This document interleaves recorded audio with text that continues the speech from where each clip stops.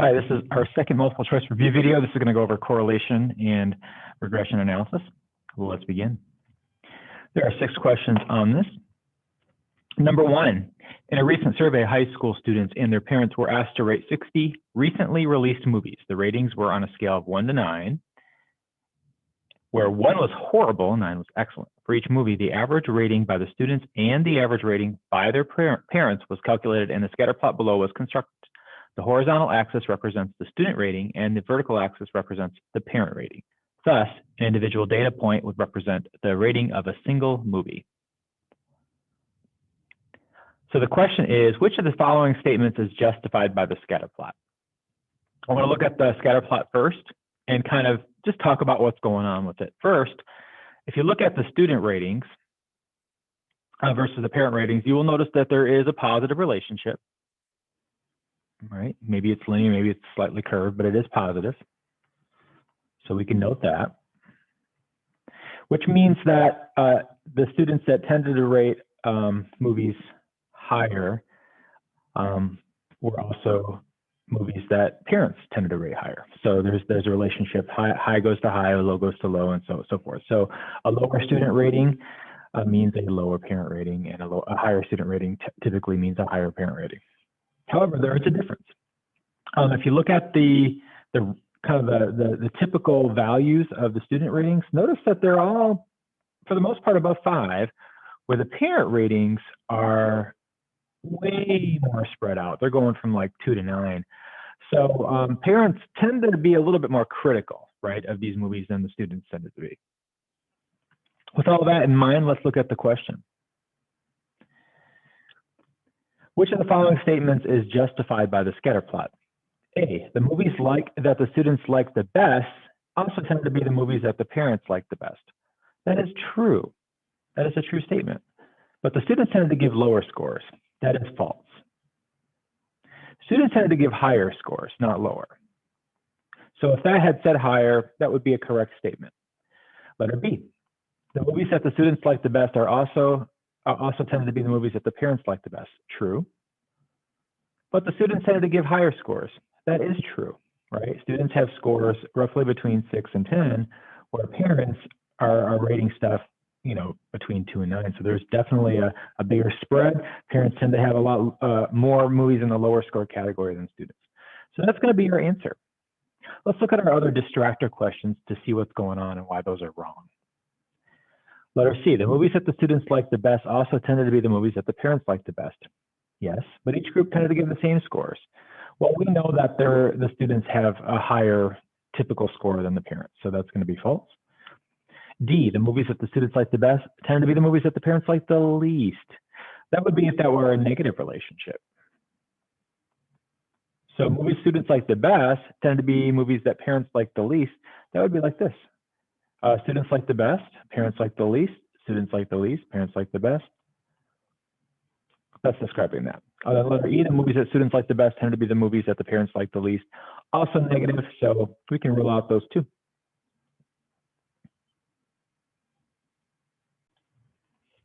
Question number 2. Scientists have long believed that linear regression could be used to predict the brain weight of non-human mammals from the body weight.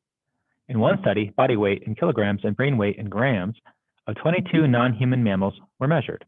A linear regression analysis was performed, yielding the following output. So we have this is our kind of our computer output. We want to know how to read this. So we don't have to actually, for the most part, get all these values. We just have to know how to find them.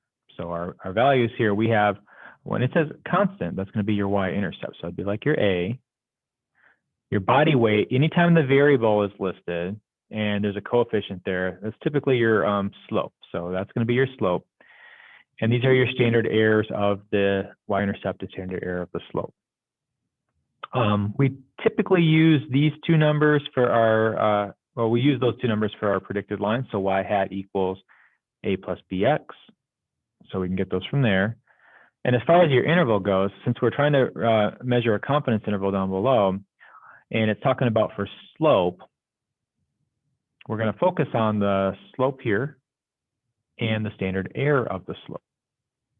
Okay, so how do you set up your interval? Well, first, let's remember what a confidence interval does. A confidence interval is going to follow the following formula. It's going to be the statistic plus or minus the critical value multiplied by the standard error of the statistic. Well, our statistic in this case is going to be your slope. Our critical value, anytime we're doing slopes or means, is going to be T star, and we'll have to figure out how to get that. And our standard error of the statistic, well, that's actually provided for you. That's going to be your what we call SE with a little b subscript, SEB, and that's on your computer output. So think about this question here now, and I'm not even going to look at the answer choices here. I want to focus on just how to set up this confidence interval. Let me see here. From the information provided and be able to get the critical value. So we start with our statistic, which is your slope. Our slope is 1.096. Our critical value, T star,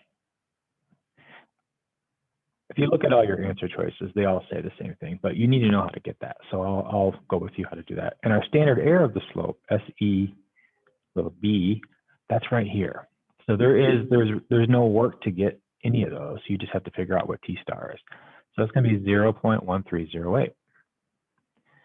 So let's figure out let's show you how to get 2.086. There are two ways to do it. One way is to use the t-table. So the t-table has a bunch of critical values. Here, I'll leave that up here for a little bit. These are t-distribution critical values. Slopes use t, also means use t. But there's degree of freedom. We have to figure out what that degree of freedom is to be able to know what that critical value is. And also down at the bottom, there's your confidence level. So we have to be able to identify what our confidence level is. So from this problem here, we have a confidence level of 95%. And we have 22 data points. Okay, so n is going to be 22. Now in slopes, in two variable data, since we have an x and y axis, we subtract 2 to get our degree of freedom. So your df will be n minus 2, which is going to be 20. So knowing that 95% is going to be your confidence level and your degree of freedom is going to be 20, we can go into our table and we can figure out that critical value. So we'll go down here. We'll go down to 95%, and we'll go to our degree of freedom of being 20. And let's see if we can identify that. So 20, 95%, those are going to meet up at 2.086. So that's one way to get your critical value. And remember, degree of freedom is in two variable data is going to be n minus 2. If we're talking about means, just one set of data, it's n minus 1, but degree of freedom is n minus 2 in two variable data. So, so it's 2.086. The other way to get that number is to go into your inverse t. So you'll do second vars. Y'all want to do this too, because as you can see here, your degree of freedom, they kind of skip numbers as they get higher. Okay, so to get any degree of freedom and confidence level, you go down to inverse t, second vars, and your area is going to be the average of 1. So we do 0.95 plus 1, and we divide that by 2. Your degree of freedom is still 20, and we hit paste. And you also see that 2.08596, which is 2.086. So that's how to get that number. That's your critical value. And we can complete our problem by just kind of writing 1.096 plus or minus 2.086 multiplied by 0.1308. And as a reminder, if you're asked to get the interval from the low end to the high end, you can do the following calculations. You can do 1.096 minus 2.086 multiplied by 0.1308, and that'll get you your lower value. And then your higher value will be 1.096 plus 2.086 multiplied by 0.1308. So your slope, the interval to estimate the slope is anywhere between, we are 95% confident that the slope is anywhere between 0.82 and 1.37. That's what that interval does. All right, and we know this is going to be this answer here, but now you have the full kind of breadth of that question.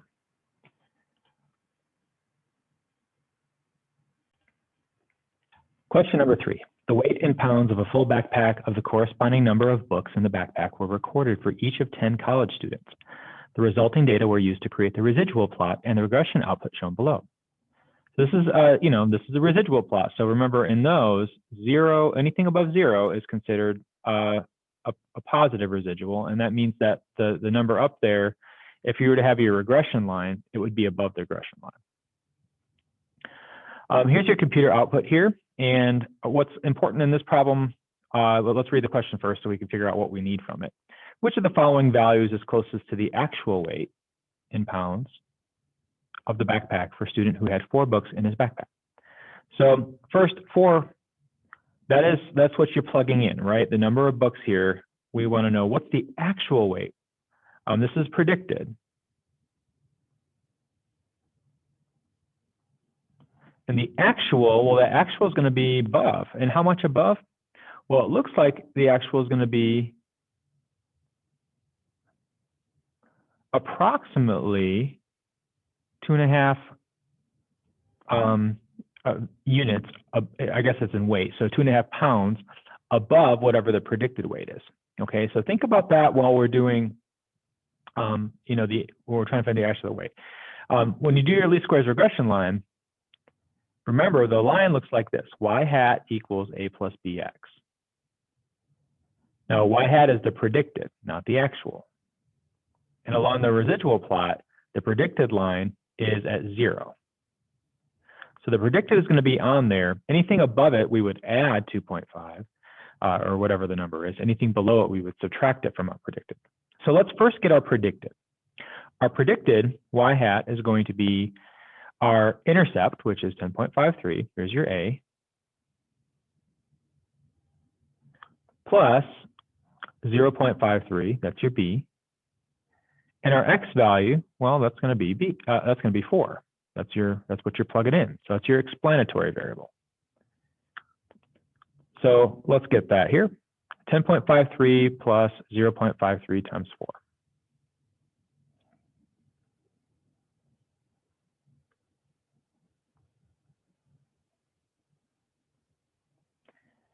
And our predicted weight is going to be 12.65 pounds.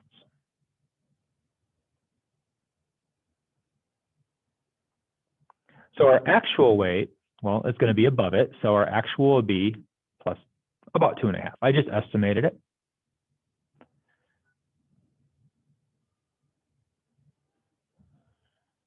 And that's going to put us up to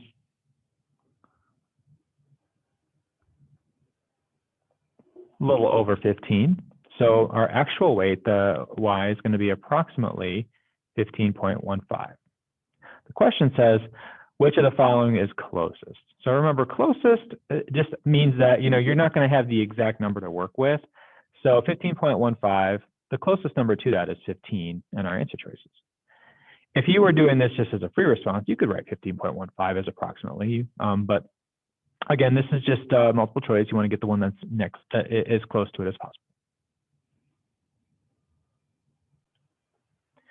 Okay, question 4. The residual plots from 5 different least squares regression lines are shown below. Let me blow this up a little bit. There we go. We'll put this one over here. Which of the plots provide the strongest evidence that its regression line is an appropriate model for the data and is consistent with the assumptions required for inference for regression? There are 5 conditions for inference, and they spell out the acronym LINER. From your residual plots here, we can really focus on 2 things. Have we met the linear requirement? And have we met the equal variance requirement? The other ones here aren't really factored into this. So we don't know anything about are the residuals normal, or is the data independent and random? We don't have that, but we can figure out from our residual plot these two things. So let's talk about the linear factor first. For a linear, on a residual plot, what we're looking for is a random scatter. So do I have a random scatter for A? Well, it looks like there's some sort of curve pattern, right? Not a randomness to it. So we can roll that one out right off the bat. And B, it's almost got like an absolute value thing going on. So that's not linear. Now, C, D, and E all have a random scatter to them. However, only one of them meets the equal variance requirement. Can you think of which one it is? Equal variance simply means, do we have a similar width away from the predicted line? So if you think about the predicted line at 0, those are all approximately the same distance. Where here, it kind of, narrows as the residuals, as the x values go higher, the residuals get closer and closer to the line of best fit. And then this way, it's the opposite. So we have this cone shape out here. But here, this has met the equal variance and the random scatter, which is what we like. So that's going to be the best residual plot to get us linear regression.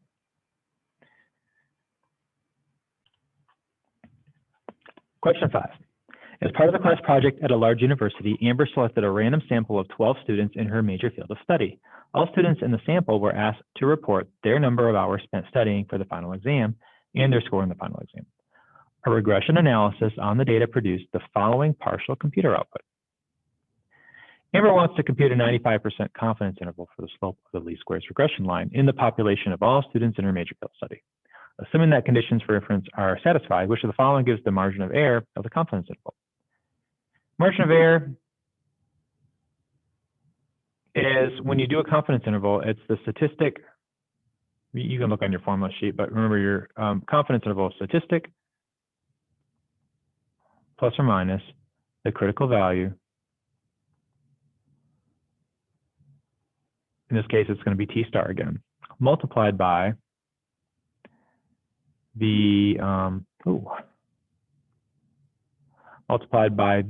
standard error.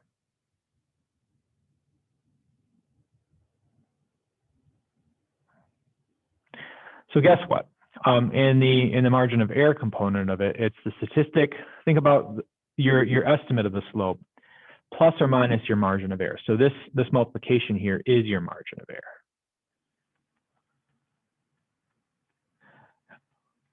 Now, one of our questions earlier had addressed writing an entire interval. Well, this question just wants to know this part of it, right? So your critical value, that's your T star. Notice that they all say 2.228, but I'm going to encourage you to see if you can figure out how to get that using your table T or your inverse T. And then your standard error, on these computer outputs, there's no work to be done with them. This is your slope. It's plus or minus some sort of T star. And then your standard error is right there. So 0.745 is, there's no work to do in addition to that. It's just going to be that number there. So SEB, a standard error of the slope, that's it. That's all you need there. So it's going to be this one again. Let's go ahead and make sure we know how to get the critical value. So I like to use inverse T. I do second vars 4. My area is the average of 1, so parentheses 0.95 plus 1 divided by 2. My degree of freedom is the number in the data points minus 2. So there's 12 students. Your DF is going to be 10.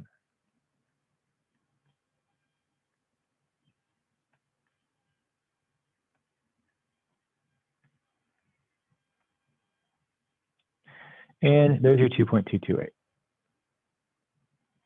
So there it is, 2.228. That's your T star. You can also get that from table T. You can look at the 95% confidence level at the bottom, and you can go up to 10 on your degree of freedom and kind of match those together.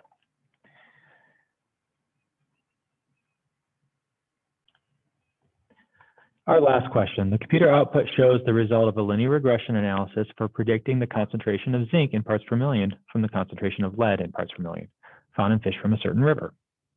So we have our computer output. You hopefully are familiar with looking at those by now. And we want to know the following, which of the following statements is a correct interpretation of the value 19.0? Well, it doesn't tell you what 19.0 is. So first, we have to recognize where that is. And remember, in our computer output, typically your constant for the coefficient is A, and your number next to the variable is B. That's your slope. Well, what is slope, right? Slope is the change in the Y over the change in the X, right? Rise over run. So it's, in this case, it's going to be 19 over 1. As X increases by 1 unit, the Y increases. If it were negative, it would decrease, but it increases by 19 units. So without the context, you could say as X increases,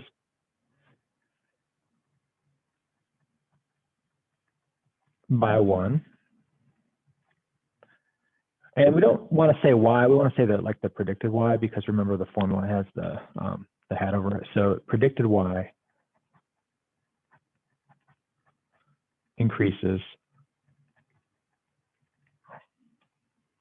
by whatever the slope is.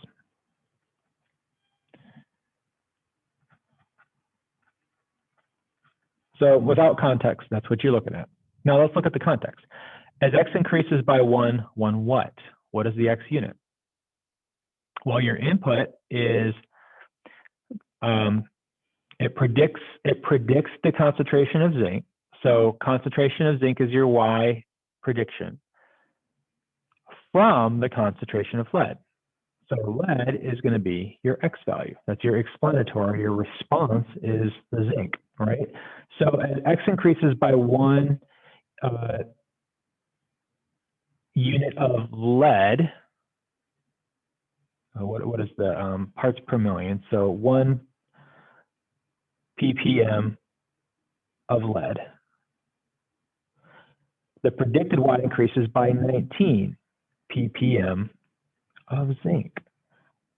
And you can flip that around. So that's what we're looking for. Letter A. On average, there is a predicted increase of 19 ppm in concentration of lead for every increase of 1 ppm in concentration of zinc. Well, that does look tempting. These are backwards. So 19 ppm in concentration of lead, we want the zinc to be increasing by 19. That's your Y value. So that should say zinc there. For every increase of 1 ppm in the concentration of lead. So it's backwards. We can rule that one out. Letter B. On average, there's a predicted increase of 19 ppm in concentration of zinc, which is going to be the answer, for every increase of 1 parts per million in concentration of lead. So that's going to be your answer right there. Now let's look at the other ones. It's always good to kind of see the distractor questions and make sure that you know why those are wrong. So letter C, the predicted concentration of zinc is 19 ppm in fish with no lead concentration of zinc. And D, the predicted concentration of lead is 19 ppm in fish with no concentration of zinc. Well, no, that to me indicates that when you plug in 0, you get this. And I think they're trying to do like y-intercept. By the way, only one of those is correct for y-intercept, but that's not what we're looking for here. So we can cross that out. And then the 19% of the variability in zinc concentration is predicted by its linear relationship with lead concentration. That percent of the variability of the Y value, that's not your slope, that's R squared. That would be 82%. If you replace that with 82%, that would be the correct interpretation of R squared. That's your coefficient of determination.